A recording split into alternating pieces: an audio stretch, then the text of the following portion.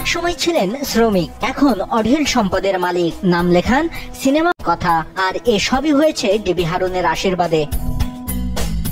৮০-এর দশকে তার বাবা নুরুল ইসলামের সঙ্গে আসেন নারায়ণগঞ্জের ফতুল্লায়। এরপর আলীগঞ্জ ও পাগলা এলাকায় দিনমজুরের কাজ শুরু করেন। পরবর্তীতে বুড়িগঙ্গার তীরে থাকা জাহাজ থেকে কয়লা, গম, চাল, ডাল ও সারের বস্তা ট্রাকে ওঠানামায় লোড আনলোড শ্রমিকদের সর্দার হন। এরপর সখ্যতা গড়ে তোলেন শ্রমিক লীগ নেতা কাউসার আহমেদ পলাশের সঙ্গে।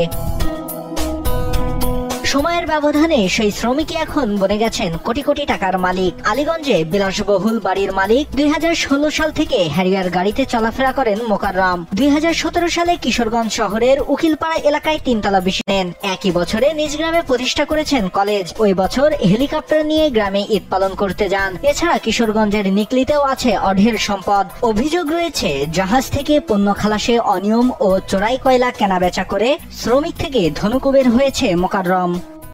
বাপে করে সরকারি, বাপ মারার পর হ্যাঁ সরকারি করে যে বিভিন্ন কাজে বড় বড় ব্যবসায়ীরা হ্যাঁ আন্ডার কিছু মাল থুয়ে যায়, হ্যাঁ দেখশন করে, আবার ফোন দিলে হ্যাঁ ডেলিভারি দেয়। আবার লেবারি সর্দার আসলো, হয়তো দেখতো হয়তো মাঝে বাপে একটু সময় পাইলে তালি টুলি দিত। লেবার খারাইছে দেখছি, আমরা কাজ করছি, আমাকে টাকা নগদ দিয়ে দিছি, আমরা আজকে বাসায় ছিল সর্দার, এরপর হয়েছে কন্ট্রাক্টর, এরপর হয়েছে আপনার ব্যবসায়ী।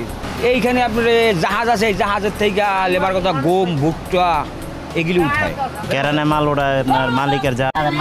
এর মধ্যে ২০১৮ সালে সাবেক ডিবি প্রধান হারুন আর রশিদ নারায়ণগঞ্জের পুলিশ সুপার হিসেবে যোগদান করলে মোকাররম প্রভাব বিস্তার বেড়ে যায় কয়েক গুণ। এ সময় হারুন ও মোকাররমের সখ্যতা গড়ে ওঠে। হারুন ও তার আলীগঞ্জের ডেরায় যেতেন। এরপর হারুন বদলি হলে আড়ালে চলে যায় মোকাররম। তবে হঠাৎ করেই চলতি বছরের ২১ মে অনুষ্ঠিত নিকলির উপজেলা পরিষদ চেয়ারম্যান নির্বাচিত হন মোকাররম। গুঞ্জন রয়েছে সাবেক ডিবি প্রধান হারুনের ক্ষমতাকে কাজে লাগিয়ে নির্বাচনে এগিয়ে যান তিনি। যাতায়াত ছিল সাবেক রাষ্ট্রপতি আব্দুল হামিদের বাড়িতেও।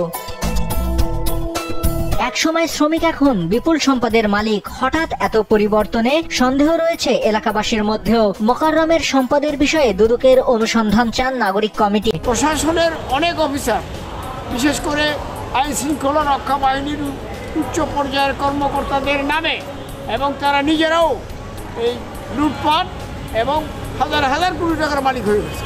এটা বের করা তো খুব কঠিন কিছু। সোজা কথা, আমি যে কথাটা বলতে চাই, যারা অপরাধ করেছে তাদেরকে শাস্তি পেতেই হবে। না পেলে এই দেশ কোনোদিন ভালো হওয়ার সম্ভাবনা নেই।